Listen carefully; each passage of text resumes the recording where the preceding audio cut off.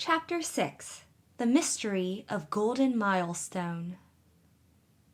Patty was smeared with medicated lard the next day, all of us assisting at the rite, although the Story Girl was high priestess.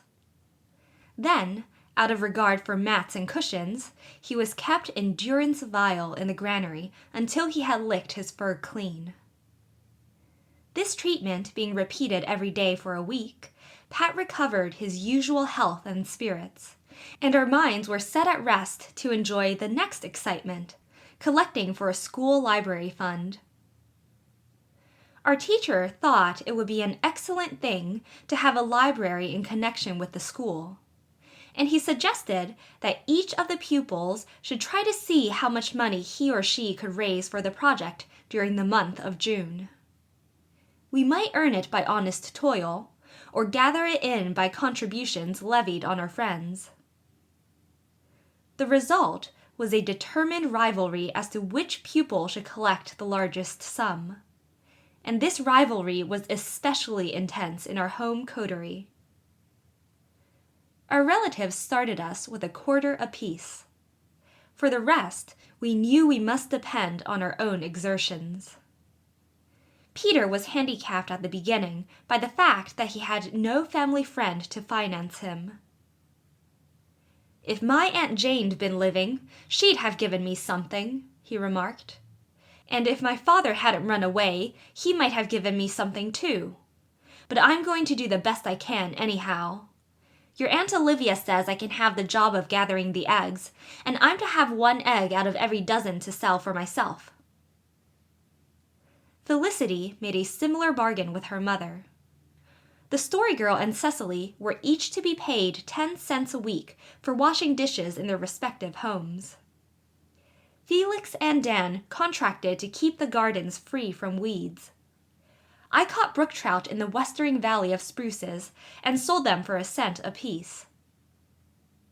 Sarah Ray was the only unhappy one among us. She could do nothing. She had no relatives in Carlisle except her mother, and her mother did not approve of the school library project, and would not give Sarah a cent, or put her in any way of earning one. To Sarah, this was humiliation indescribable. She felt herself an outcast and an alien to our busy little circle, where each member counted every day, with miserly delight, his slowly increasing hoard of small cash. "I'm just going to pray to God to send me some money," she announced desperately at last. "I don't believe that will do any good," said Dan. "He gives lots of things, but he doesn't give money because people can earn that for themselves." "I can't," said Sarah with passionate defiance. "I think he ought to take that into account." "Don't worry, dear," said Cecily, who always poured balm. "If you can't collect any money, everybody will know it isn't your fault." "I won't ever feel like reading a single book in the library if I can't give something to it," mourned Sarah. Dan and the girls and I were sitting in a row on Aunt Olivia's garden fence, watching Felix weed. Felix worked well, although he did not like weeding. "Fat boys never do," Felicity informed him. Felix pretended not to hear her, but I know he did because his ears grew red. Felix's face never blushed, but his ears always gave him away. As for Felicity, she did not say things like that out of malice prepense. It never occurred to her that Felix did not like to be called fat. "I always feel so sorry for the poor weeds," said the Story Girl dreamily. "It must be very hard to be rooted up." "They shouldn't grow in the wrong place," said Felicity mercilessly. "When weeds go to heaven, I suppose they will be flowers," continued the Story Girl. "You do think such queer things," said Felicity. "A rich man in Toronto has a floral clock in his garden," I said. "It looks just like the face of a clock, and there are flowers in it that open at every hour, so that you can always tell the time." "Oh, I wish we had one here!" exclaimed Cecily. "What would be the use of it?" asked the Story Girl a little disdainfully. "Nobody ever wants to know the time in a garden." I slipped away at this point, suddenly remembering that it was time to take a dose of magic seed. I had bought it from Billy Robinson 3 days before in school. Billy had assured me that it would make me grow fast. I was beginning to feel secretly worried because I did not grow. I had overheard Aunt Janet say I was going to be short like Uncle Alec. Now, I loved Uncle Alec, but I wanted to be taller than he was. So when Billy confided to me, under solemn promise of secrecy, that he had some magic seed which would make boys grow and would sell me a box of it for 10 cents, I jumped at the offer. Billy was taller than any boy of his age in Carlisle, and he assured me it all came from taking magic seed. I was a regular runt before I begun, he said, and look at me now. I got it from Peg Bowen. She's a witch, you know. I wouldn't go near her again for a bushel of magic seed. It was an awful experience. I haven't much left, but I guess I've enough to do me till I'm as tall as I want to be. You must take a pinch of the seed every 3 hours, walking backward, and you must never tell a soul you're taking it, or it won't work. I wouldn't spare any of it to anyone but you. I felt deeply grateful to Billy, and sorry that I had not liked him better. Somehow, nobody did like Billy Robinson over and above. But I vowed I would like him in future. I paid him the 10 cents cheerfully and took the magic seed as directed, measuring myself carefully every day by a mark on the hall door. I could not see any advance in growth yet, but then I had been taking it only 3 days. One day, the story girl had an inspiration. Let us go and ask the awkward man and Mr. Campbell for a contribution to the library fund, she said. I am sure no one else has asked them, because nobody in Carlisle is related to them. Let us all go, and if they give us anything, we'll divide it equally among us. It was a daring proposition, for both Mr. Campbell and the awkward man were regarded as eccentric personages, and Mr. Campbell was supposed to detest children. But where the story girl led, we would follow to the death. The next day, being Saturday, we started out in the afternoon. We took a shortcut to Golden Milestone, over a long green dewy land full of placid meadows where sunshine had fallen asleep. At first, all was not harmonious. Felicity was in an ill humor. She had wanted to wear her second-best dress, but Aunt Janet had decreed that her school clothes were good enough to go traipsing about in the dust. Then the story girl arrived, arrayed not in any second best, but in her very best dress and hat, which her father had sent her from Paris. A dress of soft crimson silk and a white leghorn hat encircled by flame-red poppies. Neither Felicity nor Cecily could have worn it, but it became the story girl perfectly. In it, she was a thing of fire and laughter and glow, as if the singular charm of her temperament were visible and tangible in its vivid coloring and silken texture. I shouldn't think you'd put on your best clothes to go begging for the library in, said Felicity cuttingly. Aunt Olivia says that when you are going to have an important interview with a man, you ought to look your very best, said the story girl, giving her skirt a lustrous swirl and enjoying the effect. Aunt Olivia spoils you, said Felicity. She doesn't either, Felicity King. Aunt Olivia is just sweet. She kisses me good night every night, and your mother never kisses you. My mother doesn't make kisses so common, retorted Felicity, but she gives us pie for dinner every day. So does Aunt Olivia. Yes, but look at the difference in the size of the pieces. And Aunt Olivia only gives you skim milk. My mother gives us cream. Aunt Olivia's skim milk is as good as your mother's cream, cried the story girl hotly. Oh, girls, don't fight, said Cecily, the peacemaker. It's such a nice day, and we'll have a nice time if you don't spoil it by fighting. We're not fighting, said Felicity. And I like Aunt Olivia, but my mother is just as good as Aunt Olivia. There now." "Of course she is. Aunt Janet is splendid," agreed the Story Girl. They smiled at each other amicably. Felicity and the Story Girl were really quite fond of each other, under the queer surface friction that commonly resulted from their intercourse. "You said once you knew a story about the Awkward Man," said Felix. "You might tell it to us." "All right," agreed the Story Girl. "The only trouble is, I don't know the whole story, but I'll tell you all I do know. I call it The Mystery of the Golden Milestone."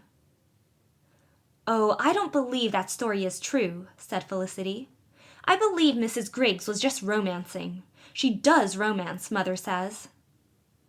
"Yes, but I don't believe she could ever have thought of such a thing as this herself, so I believe it must be true," said the Story Girl. "Anyway, this is the story, boys. You know the Awkward Man has lived alone ever since his mother died 10 years ago. Abel Griggs is his hired man, and he and his wife live in a little house down the Awkward Man's lane. Mrs. Griggs makes his bread for him, and she cleans up his house now and then. She says he keeps it very neat. But till last fall, there was one room she never saw. It was always locked, the west one looking out over his garden.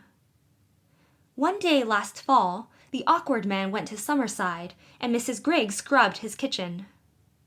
Then she went over the whole house, and she tried the door of the west room. Mrs. Griggs is a very curious woman. Uncle Roger says all women have as much curiosity as is good for them, but Mrs. Griggs has more. She expected to find the door locked as usual. It was not locked. She opened it and went in. What do you suppose she found?" "Something like Bluebeard's chamber?" suggested Felix in a scared tone. "Oh, no. Nothing like that could happen in Prince Edward Island. But if there had been beautiful wives hanging up by their hair all round the walls, I don't believe Mrs. Griggs could have been much more astonished. The room had never been furnished in his mother's time, but now it was elegantly furnished, though Mrs. Griggs says she doesn't know when or how that furniture was brought there. She says she never saw a room like it in a country farmhouse. It was like a bedroom and sitting room combined. The floor was covered with a carpet like green velvet. There were fine lace curtains at the windows and beautiful pictures on the walls. There was a little white bed and a dressing table, a bookcase full of books, a stand with a work basket on it, and a rocking chair. There was a woman's picture above the bookcase. Mrs. Griggs says she thinks it was a colored photograph, but she didn't know who it was. Anyway, it was a very pretty girl. But the most amazing thing of all was that a woman's dress was hanging over a chair by the table. Mrs. Griggs says it never belonged to Jasper Dale's mother, for she thought it a sin to wear anything but print and drugget, and this dress was of pale blue silk. Besides that, there was a pair of blue satin slippers on the floor beside it, high-heeled slippers, and on the fly-leaves of the books the name Alice was written. Now, there was never an Alice in the Dale connection, and nobody ever heard of the Awkward Man having a sweetheart. There, isn't that a lovely mystery? "It's a pretty queer yarn," said Felix. "I wonder if it is true, and what it means." "I intend to find out what it means," said the Story Girl. "I am going to get acquainted with the Awkward Man sometime, and then I'll find out his Alice secret." "I don't see how you'll ever get acquainted with him," said Felicity. "He never goes anywhere except to church. He just stays home and reads books when he isn't working. Mother says he is a perfect hermit." "I'll manage it somehow," said the Story Girl, and we had no doubt that she would. "But I must wait until I'm a little older, for he wouldn't tell the secret of the west room to a little girl. And I mustn't wait till I'm too old, for he is frightened of grown-up girls, because he thinks they laugh at his awkwardness. I know I will like him. He has such a nice face, even if he is awkward. He looks like a man you could tell things to. Well, I'd like a man who could move around without falling over his own feet, said Felicity. And then the look of him. Uncle Roger says he is long, lank, lean, narrow, and contracted. Things always sound worse than they are when Uncle Roger says them, said the Story Girl. Uncle Edward says Jasper Dale is a very clever man, and it's a great pity he wasn't able to finish his college course. He went to college 2 years, you know. Then his father died, and he stayed home with his mother because she was very delicate. I call him a hero. I wonder if it is true that he writes poetry. Mrs. Griggs says it is. She says she has seen him writing it in a brown book. She said she couldn't get near enough to read it, but she knew it was poetry by the shape of it. Very likely. If that blue silk dress story is true, I'd believe anything of him, said Felicity. We were near Golden Milestone now. The house was a big weather-gray structure, overgrown with vines and climbing roses. Something about the 3 square windows in the second story gave it an appearance of winking at us in a friendly fashion through its vines.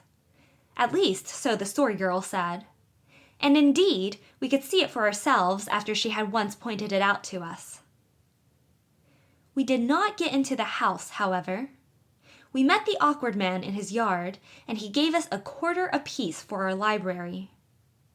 He did not seem awkward or shy, but then we were only children, and his foot was on his native heath. He was a tall, slender man, who did not look his 40 years, so unwrinkled was his high white forehead, so clear and lustrous his large dark blue eyes, so free from silver threads his rather long black hair. He had large hands and feet, and walked with a slight stoop. I am afraid we stared at him rather rudely while the Story Girl talked to him. But was not an awkward man, who was also a hermit and kept blue silk dresses in a locked room, and possibly wrote poetry, a legitimate object of curiosity? I leave it to you. When we got away, we compared notes, and found that we all liked him. And this, although he had said little and had appeared somewhat glad to get rid of us. He gave us the money like a gentleman, said the Story Girl. I felt he didn't grudge it. And now for Mr. Campbell. It was on his account I put on my red silk. I don't suppose the awkward man noticed it at all, but Mr. Campbell will, or I'm much mistaken.